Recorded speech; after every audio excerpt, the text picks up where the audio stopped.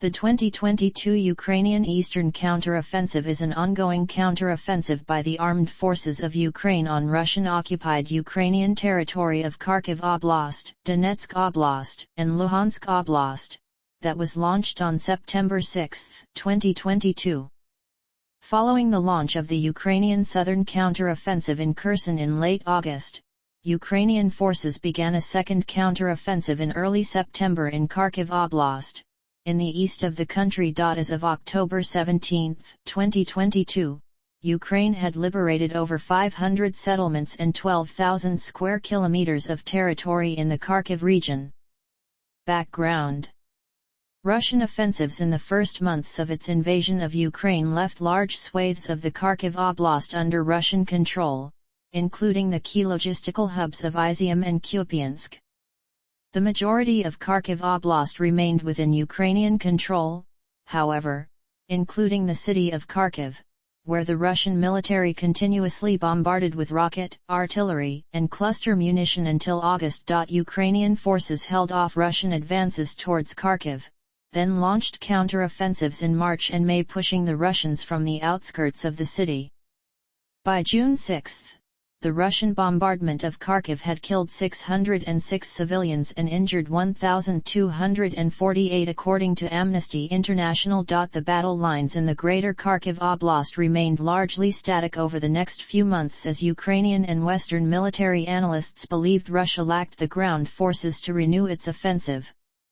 The Kharkiv death toll exceeded 1,000 by August. By September 2022, Alexander Syrsky, who had been in charge of the defense of Kyiv at the beginning of the invasion and later received the title of Hero of Ukraine for his service, was appointed to command the Ukrainian land forces in Kharkiv Oblast. The counteroffensive was performed under his command, and Syrsky is considered to be its architect. Counteroffensive prelude. After weeks of Ukrainian propaganda about a counteroffensive in southern Ukraine, Russia redeployed thousands of troops, including elite units such as the 1st Guards Tank Army, to Kherson Oblast, leaving its remaining troops manning a stretched and tired Russian front that spanned some 1,300 kilometers, roughly the distance from London to Prague. The arrival of US-supplied HIMARS guided rocket artillery enabled Ukrainian forces to strike 70 kilometers behind Russian lines, targeting Russian bases and ammunition depots as far back as Kupiansk and Kyiv in the weeks preceding the eastern counteroffensive. These strikes further weakened Russian logistics and morale. On August 29, Ukraine announced it would soon launch an offensive in the Kherson region of southern Ukraine. Ukrainian units attacked soon after, and Russia's attention shifted to its Kherson line. While the Kherson offensive might be genuine, Western analysts view it as part of a ploy to divert Russian forces away from Kharkiv prior to Ukraine's much larger eastern counteroffensive. In any case, Russian forces in Kharkiv were left understrength and unprepared in the days preceding 6 September. Russian authorities postponed annexation referendums in Russian-occupied Ukraine on September 5, 2022 due to security concerns. First phase. Initial advance. Breakthrough. Russian withdrawal from Kharkiv Oblast west of Iskil River.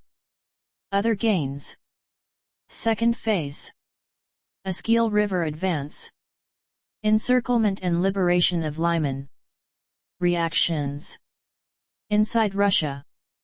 On September 7, 2022, a day after the start of the Ukrainian offensive, Putin claimed during his speech at the Eastern Economic Forum in Vladivostok that "we have not lost anything and will not lose anything in the war in Ukraine." The near-complete silence of the Russian authorities on the defeat or any explanation for the developments there generated considerable anger among some pro-war commentators and Russian nationalists on social media.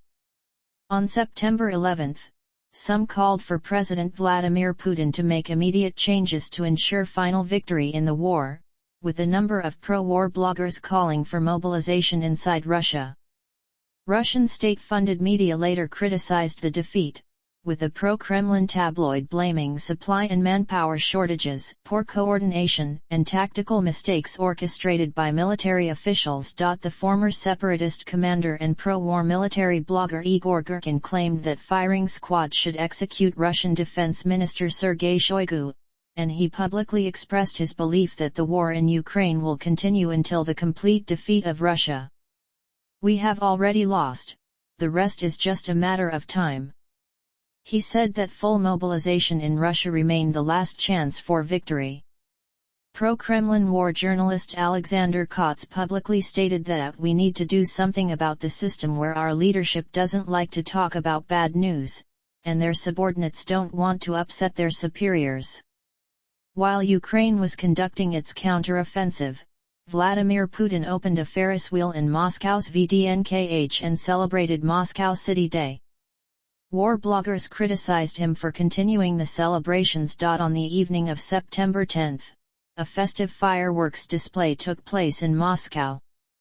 Many pro-war politicians inside Russia, like the leader of a Just Russia for Truth Sergei Mironov, allegedly called for its cancellation before the event. Chechen leader Ramzan Kadyrov questioned Russian leadership of the war, writing on Telegram, "They have made mistakes and I think they will draw the necessary conclusions. If they don't make changes in the strategy of conducting the special military operation in the next day or two, I will be forced to contact the leadership of the Defense Ministry and the leadership of the country to explain the real situation on the ground." On September 12, Mikhail Sheremet, a State Duma deputy from United Russia, advocated full mobilization. On September 13, the leader of the Communist Party of the Russian Federation Gennady Zhuganov spoke for the maximum mobilization of forces and resources, but later the press secretary of the CPRF Alexander Yushchenko said that Zhuganov called for the mobilization of the economy and resources, and not the population, and recommended to execute some groups that engage in outright provocations. Many outside Russia interpreted subsequent Russian attacks on Ukrainian infrastructure as an attempt to at least partially satisfy demands of radical war supporters in Russia, who called for further escalation of Russian tactics. On September 20, the State Duma introduced amendments to the Penal Code, introducing terms mobilization, martial law and inserting articles marauding and surrendering voluntarily. On September 20, pro-Kremlin administrations in different Russian-occupied territories of Ukraine announced referendums on merging these territories with Russia. Analysts consider that one of the aims of such a formal annexation of the territories is to give Putin a pretext of defending Russian territory if he needs to order a mobilization of Russia's conscripts. On September 21, Russian President Vladimir Putin announced a partial mobilization. On September 26, the British Ministry of Defence said that many new conscripts are already being deployed in Ukraine without any training or proper equipment. Some of the mobilized Russian men were killed less than 2 weeks after being drafted, including St. Petersburg lawyer Andrei Nikiforov, who was killed near the Ukrainian city of Lysychansk on October 7. This indicated that Russian men are being sent to the front without basic military training, which would contradict Putin's promise that all mobilized civilians would undergo basic training before being sent into combat. Worldwide, the Institute for the Study of War noted that the rapid pace of the Ukrainian counteroffensive was disrupting the Russian army's long-held ground lines of communication, used to supply the Russian army in northern Luhansk Oblast, and would lead to a serious hindrance to Russia's operations according to ISW's analysis. As of September 11, ISW noted that Western weapons were necessary for the success of Ukraine, but not enough, and skillful planning and execution of the campaign played a decisive role in the lightning success.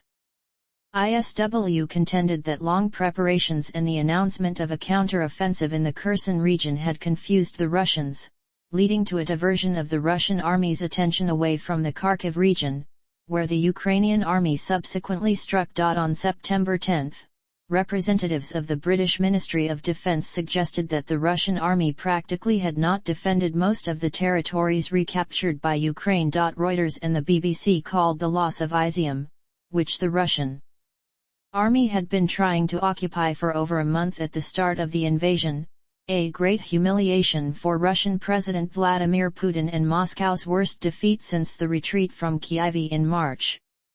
Financial Times ran an article on September 28 depicting the counteroffensive as 90 kilometers journey that changed the course of the war in Ukraine. According to ISW, the liberation of Izium, occupied in early April, destroyed Russia's prospect of seizing the Donetsk Oblast. According to Ukrainian Foreign Minister Dmytro Kuleba, Ukraine's counteroffensives proved that the Ukrainian military could end the war faster with more Western weapons, a statement that President Zelensky echoed on September 12. Ukraine's successes in Kharkiv Oblast served as a crucial confidence boost for Kyiv, which is increasingly reliant on its Western allies for military aid. The September 2022 Armenia-Azerbaijan clashes erupted shortly after Russia suffered setbacks in the Ukrainian Kharkiv counteroffensive, weakening its force projection in the region. Aftermath of the first phase. Mass graves and evidence of torture. After the successful liberation of the region from Russian occupation, Ukrainian authorities discovered torture chambers that Russian troops had been using during their time in control of the area, including in the villages of Balaklaya and Kozakolopan. Ukrainian President Volodymyr Zelensky stated that more than 10 torture chambers, along with mass graves, had been discovered in the Kharkiv areas liberated by Ukrainian troops. As Ukrainian forces entered the towns of Balaklaya and Izium, they found numerous places where Russian occupation forces held Ukrainian civilians prisoner, with evidence of torture and executions. Russian forces also reportedly abducted 7 Sri Lankan students. The death toll among civilians as a result of the initial Russian siege and subsequent occupation was initially estimated at 1,000 residents. After the expulsion of Russian forces, witnesses described that Russians detained, abducted, tortured, and executed local residents during the occupation. A number of burial sites were found. Exhumation of the bodies from mass graves buried in Pishinsk Cemetery in Izium started on September 15, and the police revealed that most victims were civilians.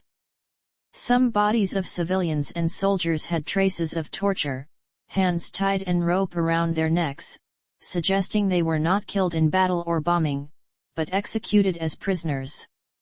Russian diplomats dismissed the claims as a provocation, and Kremlin spokesman Dmitry Peskov rejected Ukraine's accusations as a lie, but satellite images that Maxar published confirmed presence of the graves before the Ukrainian counteroffensive. In total, 10 torture and execution sites were discovered in the town of Izium.